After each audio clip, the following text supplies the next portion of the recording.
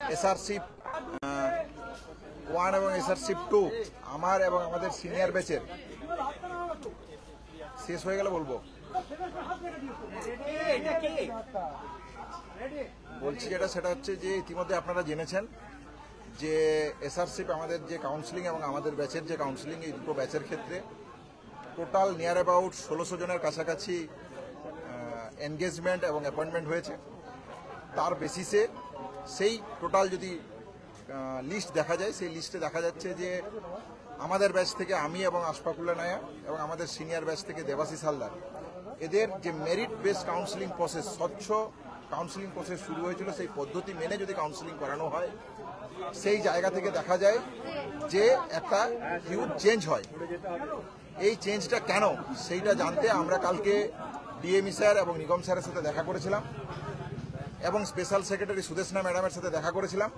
তারা ঘুরিয়ে ফিরিয়ে একটাই মোরাল অফ দ্য স্টোরি যেটা বলেন যে এটা কনফিডেন্সিয়াল গভর্নমেন্ট অর্ডার, সেই অর্ডারটা ভার্বাল না রিটেন আমরা জানতে চাইতে তারা বলেন যে আমি গভর্নমেন্ট চাকরি করি, আমি বলতে পারবো না বাবা।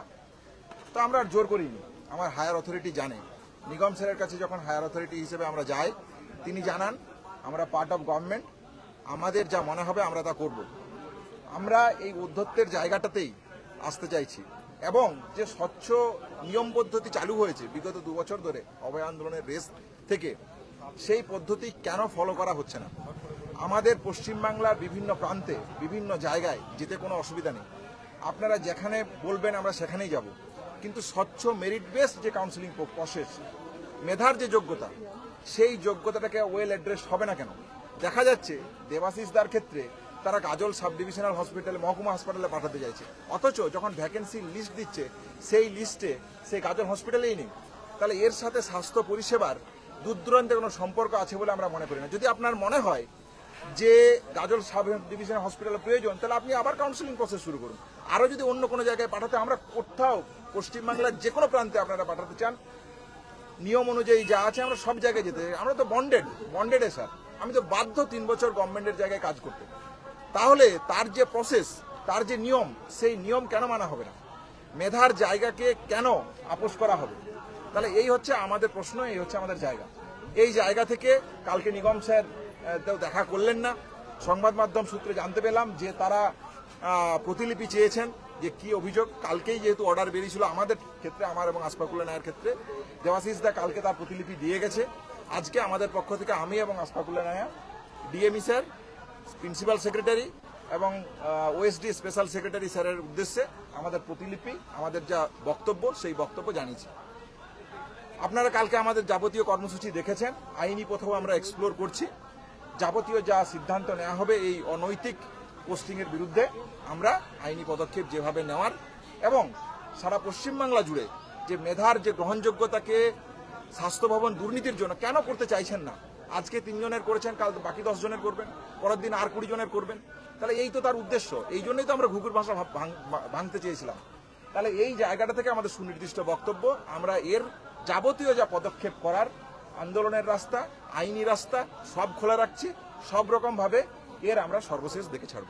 আপনাদের বিরুদ্ধে যেটা অভিযোগ উঠছে একাংশ থেকে, যে আপনারা গ্রামে করতে চাচ্ছেন না বলেই এরকম করছেন, বিষয়টা যদি একটু স্পষ্ট করে বলেন। পশ্চিমবাংলার যে কোনো প্রান্তে, সুন্দরবন, কালিম্পং, ডুয়ার্স, আর যা যা নাম আপনাদের এই মুহূর্তে মনে পড়ছে, যেগুলো দূর দূরান্ত প্রান্তিক বলে মনে হয় আপনাদের, যে কোনো জায়গায় আমরা যেতে রাজি আছি। কিন্তু আমাদের প্রশ্নটা একটা জায়গায়, যে কোনো, এটা পরিষ্কার ভাষায় বলছি, কোনো এখানে হেজিটেশন নেই, বিন্দু মাত্র কোনো হেজিটেশন নেই। আপনারা যেখানে বলবেন আমরা সেখানেই যেতে চাইছি। তাহলে আপনারা শুরুতেই তো এটা বলে দিতে পারতেন যে আমরা কাউন্সিলিং করব না, আমি গভর্নমেন্টের পার্ট, আমি আপনাকে যেখানে যাব আপনি যাবেন। এই জিনিস বিগত 4-5 বছর আগে এসআরশিপের ক্ষেত্রে হয়েছে, এটা নতুন কিছু নয়। কিন্তু যে কাউন্সিলিং প্রক্রিয়া শুরু হয়েছিল, সেই কাউন্সিলিং প্রক্রিয়া বিগত 2 বছর ধরে কন্টিনিউ হচ্ছে। তাদের পরিষ্কার 2003 সালের স্বাস্থ্য ভবনের নোটিফিকেশন আছে, তারা বলছে যে আমরা through counselling, merit based counselling এর বেসিসে এই প্রক্রিয়া করব। তাহলে তারা এই কথা বলছেন কেন? তাহলে এই স্বচ্ছতার ভাবমূর্তির মুখোশ করে থাকার তো দরকার নেই। তাহলে আপনারা পরিষ্কার বলুন যে অনিকেত তোমাকে কালিম্পং পাঠাবো, পাঠিয়ে দিন, আমার তো কোনো আপত্তি নেই। বিগত 4-5 বছর আগে এই জিনিসই হতো। তাহলে শাসনের যে শাসক দলের যে স্বজন পোষণ, সেই স্বজন পোষণ থেকেই তো আমরা মুক্তি চাইছি, স্বচ্ছতা চাইছি। 2023 সালে সেই যে সদ্গতি হয়েছিল, তা আজকে এই 3 জনের ক্ষেত্রে 1600 জনের মধ্যে কেন তাদের এই সদ্গতি তাদের ফিরে পেল না? তাহলে এই স্বচ্ছতার জায়গাটা আমরা চাইছি। পৃথিবীর যে কোনো প্রান্তে, পশ্চিমবাংলার যে কোনো জায়গায় যদি আমাদের পাঠাতে চায়, আমরা রাজি সেখানে কাজ করব। কাউন্সেলিং এ যে জায়গাটা বলছে সেই জায়গায় দিতে হবে এরকম কোনো বাধ্যতামূলক নিয়ম আছে? একদম 2023 সালের স্বাস্থ্য ভবনের নোটিফিকেশনে সেখানে তারা পরিষ্কারভাবে বলছে যে মেরিট বেসড থ্রু কাউন্সেলিং প্রসিডিওরের মাধ্যমে তারা স্বচ্ছ প্রক্রিয়াতে এসআরসিপির যে প্রথম বছর মেডিকেল কলেজ এবং পরের 2 বছর ডিস্ট্রিক্ট হসপিটাল এবং সাব ডিভিশনাল হসপিটালে তারা এনগেজমেন্ট অ্যাপয়েন্টমেন্ট দেবে। এটা 2023 সালের 6/2/2023 ডেটটা প্লাস মাইনাস হতে পারে, তার নোটিফিকেশনে পরিষ্কার ভাষায় লেখা আছে। না, গ্রামের ব্যাপারটা আমি আবার বলে দিই, আমরা যে 3 জনের নিয়ে এই 1600 জনের মধ্যে 3 জনকে পোস্টিং চেঞ্জ করা হয়েছে, 3 জনেই গ্রামের ছেলে। প্রথম কথা, গ্রামে প্রত্যেকেই আমরা কাজ করতে চাই, গ্রামেই কাজ। গ্রাম আর শহর যে গুলিয়ে দেওয়া হচ্ছে, মেধাটাকে নষ্ট করার প্রক্রিয়া। আমরা বারবার অনিকেত দাও বলেছে, এই ব্যাপারটা মাথায় রাখতে হবে যে কাউন্সেলিং এ যদি আজকের মালদার গাজলে যেমন দেবাদাকে দেওয়া হয়েছে, যদি কাউন্সেলিং এ মালদার গাজলে একটা সিট থাকতো, তাহলে যার বাড়ি মালদা সে নিজের বাড়ির হসপিটালের গাজলটাকে চয়েস করতে পারতো। তাহলে যার বাড়ি মালদা তাকে সুন্দরবন হসপিটালে চয়েস করতে বাধ্য হতে হতো না। তাহলে যখন কাউন্সেলিং হলো তখন মালদার গাজলে কোনো সিট নেই, আর আপনি এখন কাউকে নিজের ইচ্ছা মতো ওখানে পাঠিয়ে দিচ্ছেন, কাউন্সেলিং প্রসেসটাকে ভায়োলেট করার চেষ্টা করছেন। কাউন্সেলিং প্রসেসটাকে নষ্ট করার যে প্রক্রিয়া হচ্ছে, যে বা যারা এই গ্রাম শহরটাকে গুলিয়ে দিচ্ছে, চিকিৎসক হিসেবে আমরা বারবার বলছি, গ্রামের মানুষ শহরের মানুষ সবই চিকিৎসা করা হয়। শহরের হসপিটাল মানে medical college Kolkata, RG Kar medical college মানে সব শহরের মানুষ ট্রিটমেন্ট করে তা নয়। এগুলোতে যদি আপনারা যান দেখতে পাবেন সব গ্রামের মানুষরাই ট্রিটমেন্ট করেন, গরিব মানুষরাই হচ্ছে আপনার ট্রিটমেন্ট নিতে ওখানে আসে। তাহলে ট্রিটমেন্টের প্রক্রিয়াতে গ্রামের মানুষ আর শহরের মানুষের কোনো পার্থক্য নেই, যেহেতু এটা সরকারি হসপিটাল। এই জিনিসটা বিষয়টাকে দেখি না, কথা বলার প্রয়োজন নেই মনে করিনি আমরা। কালকে ডিএমই স্যারের সাথে এবং নিগম স্যারের সাথে যা কথা বলেছি তাতে আমরা বুঝে গেছি যে তাদের কাছে এর কোনো সদুত্তর বা প্রত্যুত্তর নেই। গভর্নমেন্টের কনফিডেন্সিয়াল অর্ডার, এই কনফিডেন্সিয়াল অর্ডার ভার্বাল না রিটেন না কি কেউ জানে না। তাহলে ফলে এইটা নিয়ে নির্বাক শ্রোতার মতন, নির্বাক একটা মানুষের মতন চেয়ারে বসে থাকেন তারা। ফলে তাদের কাছ থেকে সদুত্তরের কোনো জায়গা নেই। আন্দোলনে একমাত্র পথ, আন্দোলনের রাস্তা, আইনি পরামর্শ নিচ্ছি, সেই অনুযায়ী যাবতীয় যেভাবে পদক্ষেপ হবে আলোচনা হচ্ছে, আলোচনার মাধ্যমে যেমন হবে আমরা আমাদের ডিসিশন আপনাদের কাছে রাখবো। স্বাস্থ্য দপ্তর ঘুঘুর বাসা বলে স্বাস্থ্য ভবনের সামনে দরজা দাবি নিয়ে তোমাদের অবস্থান হয়েছিল, সেখানে মুখ্যমন্ত্রী এসেছিল, তার সঙ্গে বৈঠকও হয়েছিল। তারপরেও তোমাদের 3 জনের ক্ষেত্রে এরকম একটা সিদ্ধান্ত পোস্টিং বিতর্ক নিয়ে আদৌ কি ঘুঘুর বাসা ভেঙেছে বলে মনে হচ্ছে? না, যে জায়গাটাকে মনে রাখতে হবে সেটা হচ্ছে যে আমরা আন্দোলন করেছিলাম, আমরা দাবি রেখেছিলাম। এটা আপনার প্রশ্নের যথেষ্ট প্রাসঙ্গিকতা আছে এবং এটা সত্য যে এই যে প্রতিহিংসা পরায়ণের যে জায়গা, সেই জায়গাটা এখনো চলমান, এখনো বিদ্যমান। এই যে প্রতিহিংস দখল করার জন্য দেখুন, এই দিকে সংখ্যা দেখুন আর এই দিকের সংখ্যা দেখুন, এই সংখ্যা দেখলেই সেই জায়গাটাকে দিনের আলোর মতন পরিষ্কার হয়। 160 জনের মধ্যে খুঁজে খুঁজে 3 জন, কিসের বেসিসে? আমরা কি এমন 1600 জনের মধ্যে 3 জন, কি ক্যাপাবিলিটি, এক্সট্রা ক্যাপাবিলিটি কি আছে?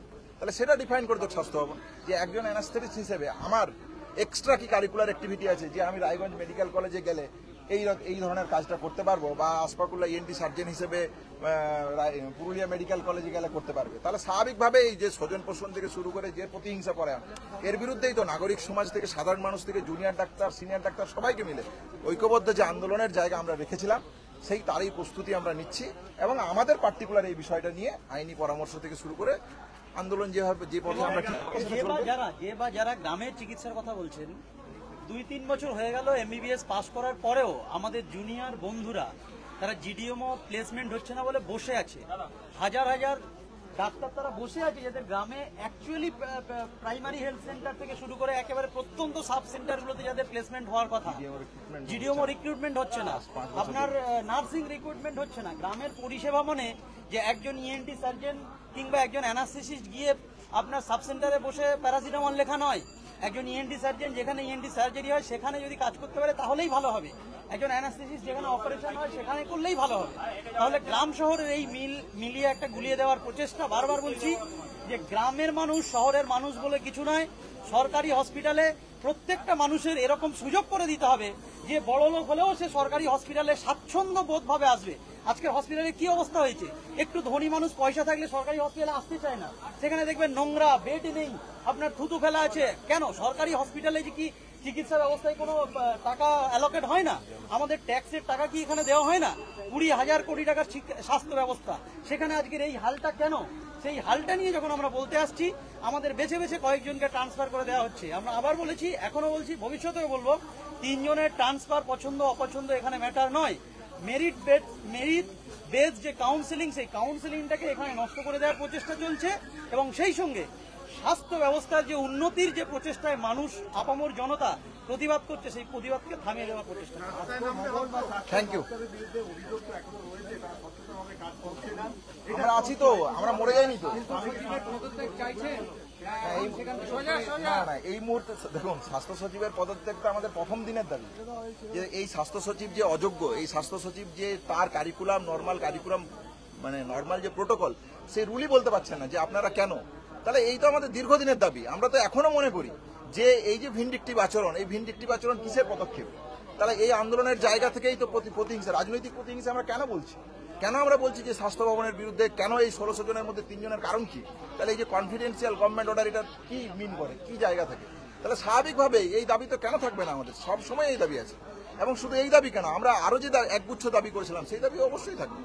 হাইকোর্ট তো মামলাটা নিল না, চ্যাটে যাওয়ার কথা বলেছে। আমরা কোথাও দুনিয়ার যাইনি, হাইকোর্টে আমরা যাইনি, এটা যারা বলছেন তারা উদ্দেশ্য প্রণোদিতভাবে মিথ্যা খবর ছড়াচ্ছেন। হাইকোর্টে এখন আমরা এই ধরনের আমরা যাব, যখন যাব তখন আপনাদেরকে জানিয়ে যাবো। আপনাদেরকে জানিয়ে যাবো, প্রথম কথা। আর 2 নম্বর যেটা বলার, আজকের এই কাউন্সেলিং প্রসেসটাকে যদি এভাবে বুড়ো আঙুল দেখানো যায়, যদি এই কাউন্সেলিং প্রসেসকে বুড়ো আঙুল দেখিয়ে আজকের সরকার তাদের স্বার্থ চরিতার্থতা করতে পারেন, তাহলে ভবিষ্যতে ইঞ্জিনিয়ারিং কলেজে ভর্তি হওয়া ছাত্রদের কাউন্সেলিংকেও বুড়ো আঙুল দেখানো হবে, মেডিকেল কলেজে ভর্তি হওয়া ছাত্রদের কাউন্সেলিংকে বুড়ো আঙুল দেখানো হবে।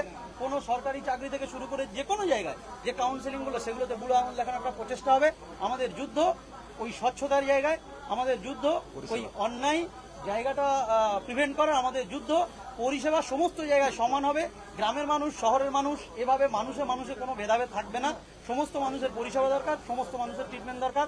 আমরা চিকিৎসক হয়েছি, সমস্ত জায়গায় যেতে রাজি, সমস্ত ট্রিটমেন্ট করতে রাজি, সমস্ত মানুষের একইভাবে দেখতে রাজি। ধন্যবাদ।